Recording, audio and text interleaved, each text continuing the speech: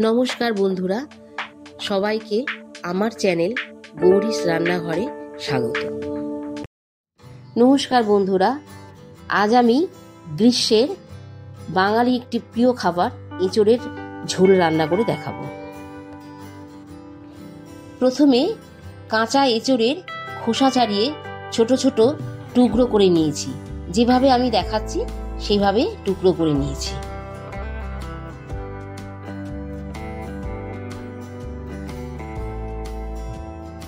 এবারে এঁচোড়ের টুকরোগুলো ভালো করে ধুয়ে নেব। ধুয়ে একটা প্রেসার কুকার নেব। প্রেসার কুকারের মধ্যে এঁচোড়ের টুকরোগুলো দিয়ে পরিমাণ মতো জল দেব। বন্ধুরা, আপনাদের কাছে আমার একটা বিশেষ অনুরোধ থাকলো, ভিডিওটি সম্পূর্ণ দেখবেন। 2 চামচ নুন দেব, 1 চামচ হলুদের গুঁড়ো দেব, একটু কাঁচা সর্ষে তেল দিয়ে একটা সিটি মেরে নেব।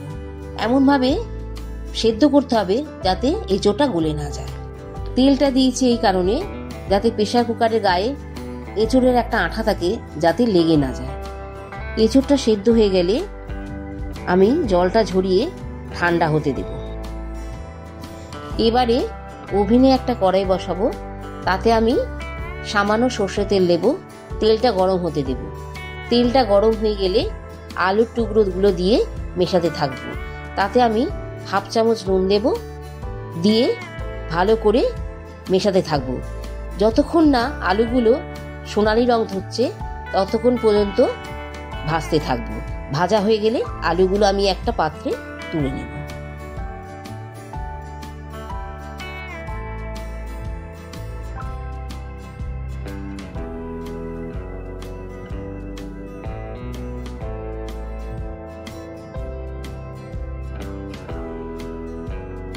এবার ওই তেলেই এঁচোড়ের টুকরোগুলো দিয়ে ভাজতে থাকবো। তাতে 1/2 চামচের মতো নুন দেব, দিয়ে যতক্ষণ না পর্যন্ত এঁচোড়টা লাল হচ্ছে ততক্ষণ ভেজে নেব।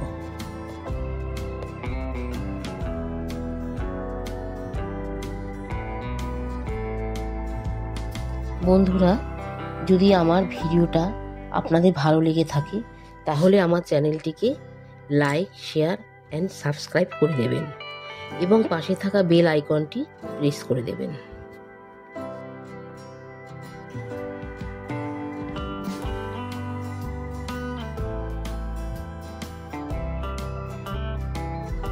তারপর এঁচোড়গুলো ভাজা হয়ে গেলে একটা পাত্রে আমি তুলে নেব।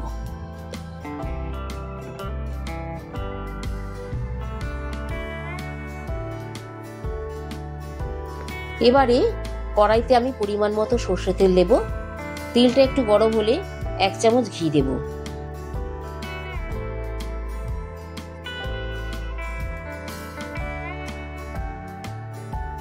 তেল আর ঘি গরম হয়ে গেলে যখন ধোঁয়া উঠবে তখন শুকনো লঙ্কা ও তেজপাতা ফোড়ন দেব।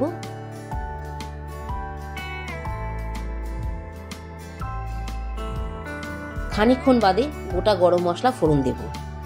ফোড়নটা ভাজা হয়ে গেলে তাতে আমি 1 চামচের মতো গোটা জিরে ফোড়ন দেব।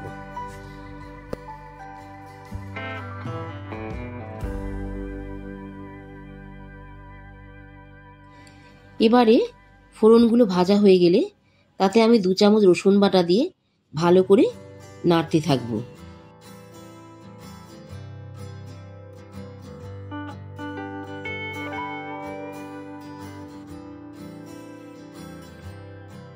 রসুনটা একটু ভাজা হয়ে গেলে তারপর 1 চামচ আদা বাটা দেব।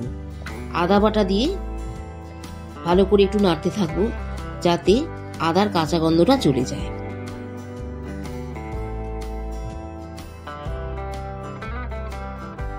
আদার কাঁচা গন্ধ চলে গেলে এরপর 2টো মিডিয়াম সাইজের পেঁয়াজ বাটা দেব, দিয়ে কষতে থাকবো।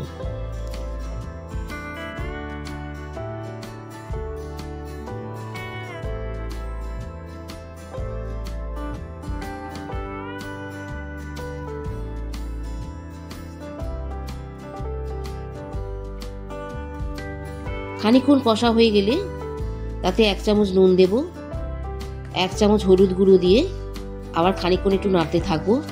তারপর 1 চামচ কাশ্মীরি গুঁড়ো লঙ্কা বাটা দেব।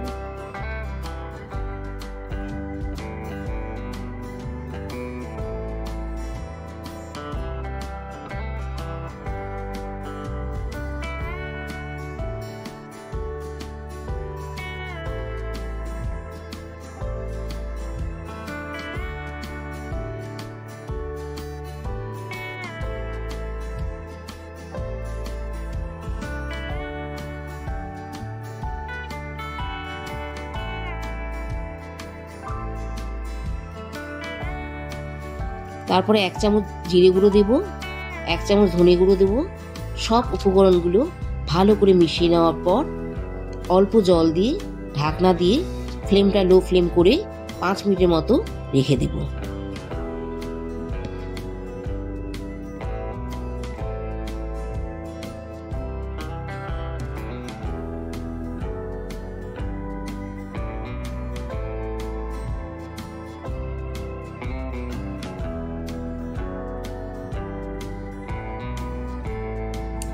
মশলাগুলো ভালো করে কষানো হয়ে গেলে মশলাগুলোর মধ্যে আমি এবার টমেটোর টুকরোগুলো দিয়ে ভালো করে মিশিয়ে কষাতে থাকবো।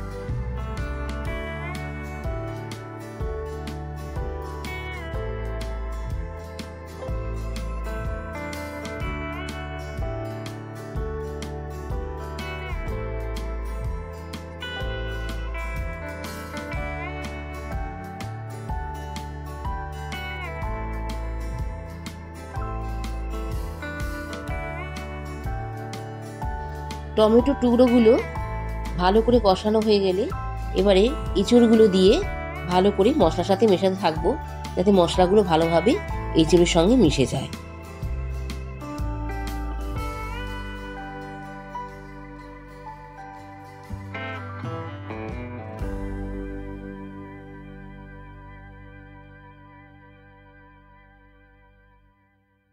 এঁচড়ের টুকরোগুলো ভালো করে মশলার সাথে মেশানো হয়ে গেলে এবারে ভেজে রাখা আলুর টুকরোগুলো দিয়ে ভালো করে মশলার সাথে মেশাতে থাকবো।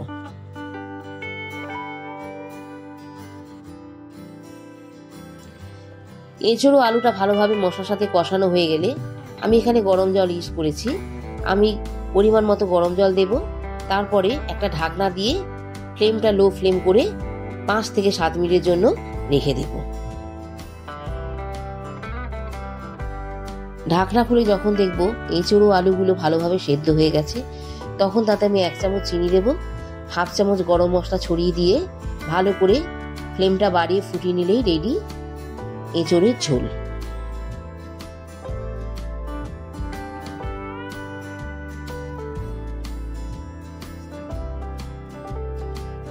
রান্নাটা করে যদি ভালো লেগে থাকে তাহলে কমেন্ট বক্সে কমেন্ট করে জানাবেন।